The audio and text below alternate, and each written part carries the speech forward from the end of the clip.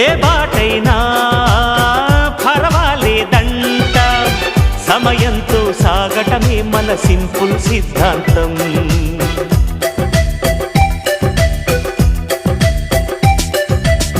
చిరుగాలికి పరిమళమిచ్చే సిరిమల్లెల వనమై ఉందాం, గగనాన్ని నేలను కలిపే హరివిల్లుల వంతెన అవుదాం.